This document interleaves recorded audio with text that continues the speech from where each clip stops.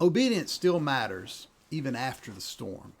Most of us get serious with God when we're desperate for Him to rescue us. We tend to find our prayer life when we get bad news, or we tend to find ourselves more diligent with our worship and our quiet times when things are hard. Maybe we lost a job and that bank account hit zero, and we tend to make those foxhole promises. You know what I'm talking about? Hey, God, if you'll just get me out of this, then I'll change everything. I'll do whatever you want.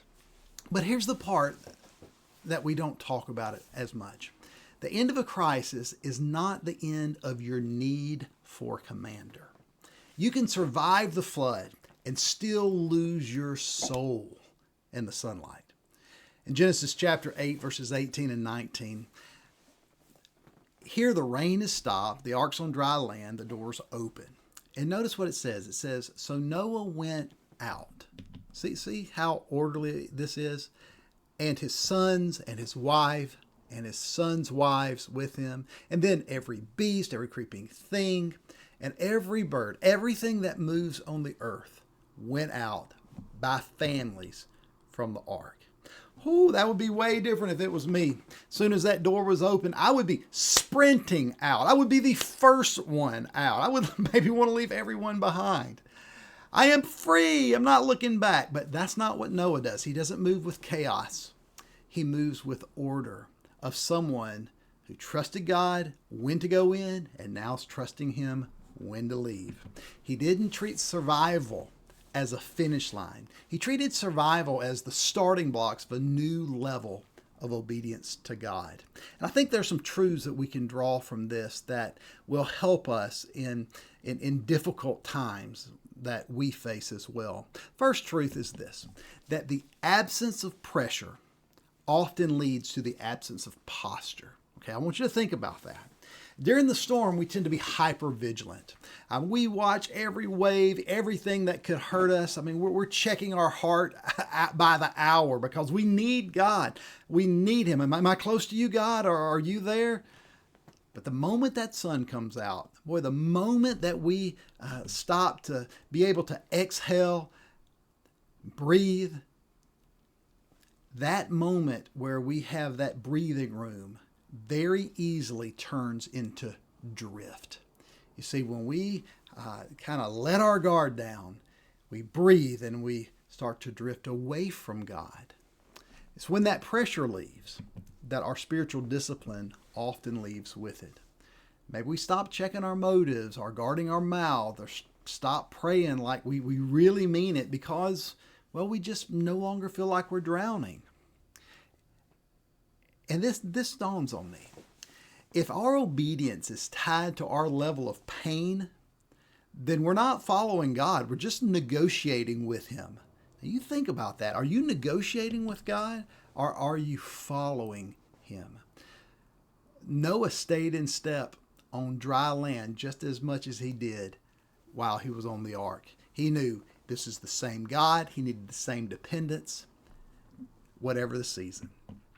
Okay, that leads us to this second truth that we need to be careful of, that we don't drift away from God when things get easier. We are most vulnerable to old habits when we're celebrating new victories. All right, so when's the most dangerous part of the journey? This might surprise you. It's not even in the journey. It's right after the journey. That's where people make a lot of mistakes that, they were scared to make during the storm. We start celebrating survival. Hey, we're okay. And we think we are wise now and all good. And we don't say it, but we think, I don't really even need God in my life like maybe I did when I needed Him in my life. You think about it. I mean, why do so many people fall back into the same toxic relationships or the same addiction right after God delivers them? It's because they celebrated the exit from the storm, but they didn't ask for a map for the wilderness. Noah shows us how we are to enter a new season, and that how you enter it determines how long you stay in it. You see, he didn't just walk out, he walked out by family. So, in other words, there's order here, there's pace, there's alignment with God's word. He didn't try to rebuild his own old life, he didn't go back to that. He waited for God to define his new one. And that brings us to a third truth that's just as important. Obedience is not an emergency exit, it is a lifestyle of alignment. You see, many of us treat obedience like it's a fire alarm. Hey, let's break the glass now because now's the emergency. But for Noah, obedience was his calling. He just obeyed every aspect of his life. He obeyed through the long build, year after year of the ark, while people were watching him and probably mocking him. He obeyed through the storm, 40 days of rain, while the world is collapsing in judgment around him. He obeyed through the waiting. The Bible tells us that around 370 days he was shut in the ark. Nobody left to impress. Nothing left to prove, just him and his family. You see, true obedience isn't a reaction to crisis. It's a response to a relationship. If you only listen to God when the waves are high, then you aren't a disciple. You're just a customer. God's looking for people who will stay in step with him, even when there isn't a cloud in the sky. Now, some of you are in the after right now. Hey, that biopsy just came back cleared. You finally got that job offer. Maybe the divorce papers, they're torn up. She said she wanted to try it again. And that pressure is just now eased. And right now, you're tempted to coast. You're tempted to say, I made it. And you kind of switch your soul on the autopilot. But listen, God didn't carry you through the flood just to hand you back to your own devices.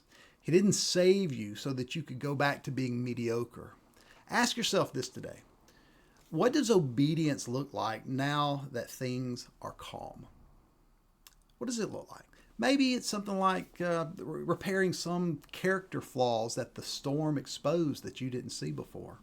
Or maybe it's rebuilding some prayer habits that got sloppy when things were easy in your life, or making that hard phone call that you've been avoiding, and now you have the strength to do it. So let's not just walk out of the ark. Let's walk with the one who kept us safe inside of the ark. Now that the storm's over, the question we have to ask, if we're going to live like the goal was simply to survive, or are we going to live like the goal is to obey? That's my question for you today. That's the Pastor's Devotion. I'm Bradley Rushing, pastor of Mount Gilead Baptist Church. Come back and see me tomorrow, and I'll see you this Sunday.